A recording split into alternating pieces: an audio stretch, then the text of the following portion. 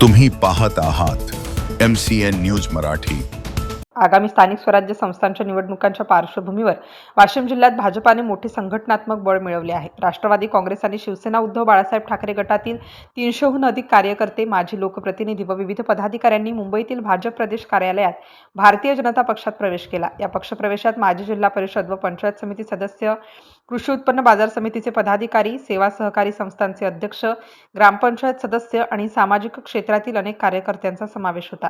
विशेष म्हणजे सावता परिषद महाराष्ट्र राज्याचे कार्याध्यक्ष पांडुरंग रा कोठाळे यांनी शेकडो समर्थकांसह भाजपमध्ये प्रवेश केल्याने हा पक्षप्रवेश चर्चेचा विषय ठरला।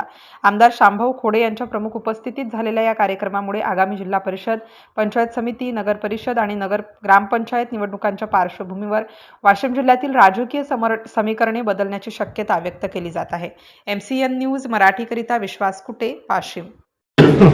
आपल्या भारतीय जनता पार्टीचे प्रदेश अध्यक्ष आदरणीय रविदादा चव्हाण यांच्या संपूर्ण महाराष्ट्रामध्ये यांच्या नेतृत्वामध्ये आपण कोणतंही इलेक्शन हरवलं नाही आहे असे आपले खलखल नेतृत्व चव्हाण यांच्या मार्गदर्शनात उपस्थित जिल्ह्याचे जिल्हाध्यक्ष पुरुषोत्तम चितलागे, सुरेश भाऊ वापारी, अनिल केंगडे, तसेच राजूभाऊ काळे, अशोकभाऊ भेडा, दत्तुली कापसे, दत्ताभाऊ गोटे आणि सर्व या पक्षप्रवेशासाठी तो इच्छेने आपल्या या भारतीय जनता पार्टीवर विश्वास दाखवून हे लोक आपल्या पक्षामध्ये पक्षप्रवेश करत आहेत। याच्यामध्ये जिल्हा परिषद सदस्य आहेत, बाजार समितीचे सभापती, उपसभापती, गावाचे सरपंच, उपसरपंच, सोसायटीचे अध्यक्ष या सगळ्या लोकांनी भारतीय जनता पार्टीवर विश्वास दाखवून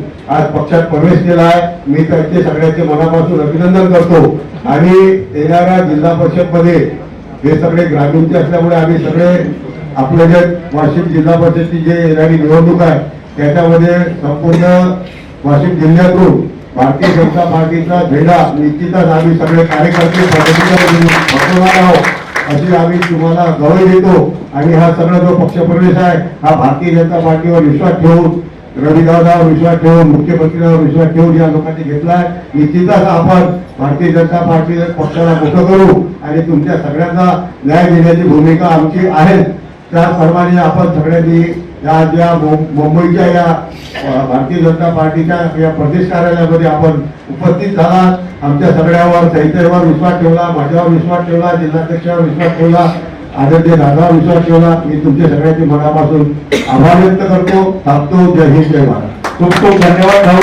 कारण मुंबईत आले तेव्हा आम्हाला काही मिळाली, त्यानंतर आम्हाला माननीय मुख्यमंत्री देवेंद्र फडणवीस साहेब, बावनकुळे साहेब, आपले प्रदेशाध्यक्ष रविंद्र चव्हाण साहेब यांच्या नेतृत्वाखाली आपण सर्वांनी पक्षश्रेष्ठीवर आणि पक्षावर विश्वास ठेवून जो आम्हाला माझ्यावर विश्वास दाखवला त्या विश्वासाला मी लढा देऊ देणार नाही।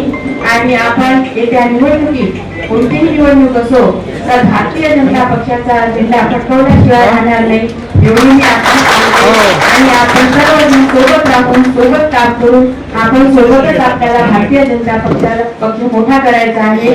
आणि एवढे बोलून मी माझे 2 शब्द संपविते। जय हिंद, जय महाराष्ट्र, जय श्रीराम। धन्यवाद। यानंतर मी शांभाऊंना विनंती करतो की त्यांनी 2 मिनिट